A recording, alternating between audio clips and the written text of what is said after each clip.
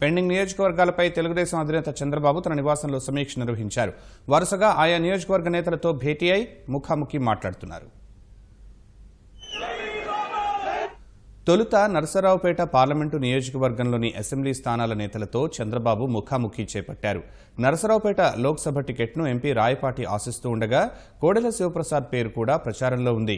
Sattenapalli sitting ఎమ్మెల్యేగా కోడెల శివప్రసాద్ రావు ఉన్నారు. అయితే అధిష్టానం తిరిగి తనకే సత్తెనపల్లి టికెట్ కేటాయిస్తుందని ఆయన ధీమాగా ఉన్నారు. నరసరావుపేట అసెంబ్లీకి రావెల సత్యం, సత్తెనపల్లి నుంచి రాయపాటి రంగబాబు టికెట్ ఆశిస్తున్నారు. మాచర్ల స్థానం నుంచి చలమారెడ్డి, అంజిరెడ్డి టికెట్ కోసం పోటీ పడుతున్నారు. మాచర్ల నుంచి బీసీ అభ్యర్థికి అవకాశం కల్పించాలనుకుంటే బోనబోయిన పేరు పరిశీలనలో ఉంది. గురజాల నుంచి ఎరపతినేని, వినుకొండ నుంచి జీవి ఆంజనేయులు, పెదకూరుపాడు నుంచి కొమ్మాలపాటి శ్రీధర్, చిలకలూరుపేట నుంచి మంత్రి ప్రతిపాటి పుల్లారావు మళ్లీ బరిలోకి దిగనున్నారు.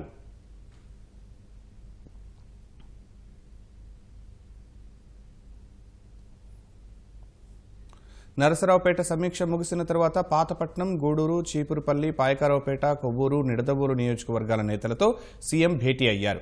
ఇప్పటికీ పాతపట్నం, పాయకారావుపేట, కొవ్వూరు, చీపురుపల్లి నియోజకవర్గాలకు అభ్యర్థులు ఖరారు కాలేదు. గూడూరు, నిడదవోలులో ప్రకటించిన అభ్యర్థులపై వ్యతిరేకత వ్యక్తమవుతుండటంతో వారిని బుజ్జగించే పనిలో అధినేత నిమగ్నమయ్యారు. Pathapatnam sitting MLA Kalamata Venkataramana, Payakaraopeta sitting MLA Anitha వ్యతిరేకులను చంద్రబాబు బుజ్జగిస్తున్నారు. చీపురుపల్లి సీటును కలిశెట్టి అప్పలనాయుడు ఆశిస్తున్నారు. సమయం తక్కువగా ఉండడంతో త్వరగా అభ్యర్థులను ప్రకటించి ప్రచారానికి వెళ్లేలా అధినేత కసరత్తు చేస్తున్నారు.